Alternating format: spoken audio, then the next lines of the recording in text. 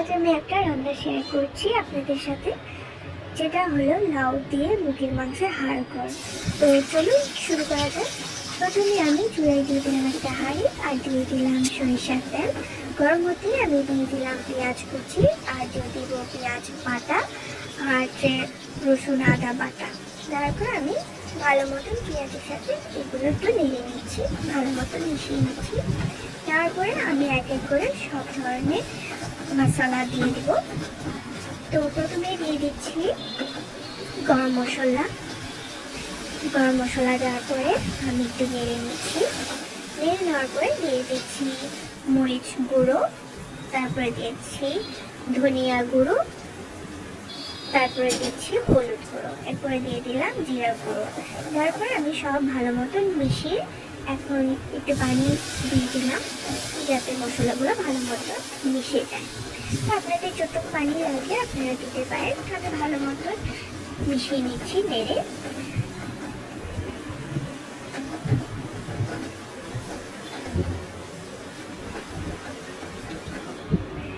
তারপর আমি দিয়ে দিচ্ছি লবণ।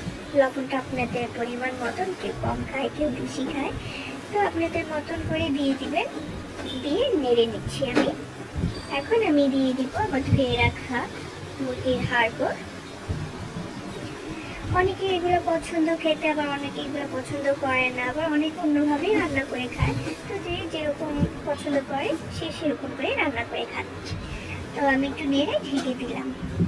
একটু পরে আমি আবার একটু নেড়ে দিলাম, পানিও দিয়ে দিলাম 3 কাপের মতন, ভালো মতন সিদ্ধ হওয়ার জন্য। তো আমি আবার নেড়ে ঢেকে দিলাম। কিছুক্ষণ পর আমি আবার ঢাকনাটা উঠিয়ে নেড়ে দিলাম। এরপর আমি এক এক করে লাউগুলো দিয়ে দিচ্ছি।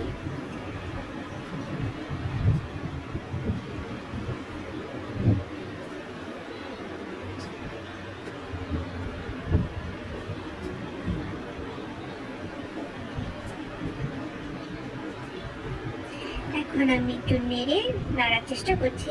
তো কোনো রকম আমি লাউগুলো একটু নেড়ে চেড়ে ঢেকে দিব। লাউ থেকে তো একটু পানি বের হয়, এই দেখো একটু পানি বের হয়েছে। তো আমি আবার একটু নেড়ে ঢেকে দিলাম, আর একটু পানি বের হবে।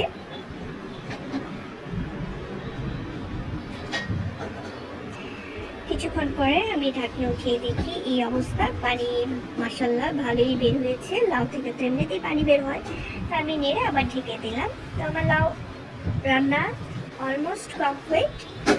তো লাস্ট মোমেন্টে আমি দিয়ে দিব এখন কিছু কেটে রাখা কাঁচামরিচ, কিছু পাকনা মরিচ, আর দিয়ে দিচ্ছি ধনে কুচি, ধনে পাতা কুচি।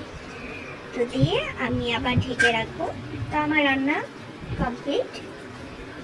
আশা করি আপনাদের পছন্দ হয়েছে। আপনারাও এটা রান্না করে দেখতে পারেন, খুব মজার। Thank you for watching. By.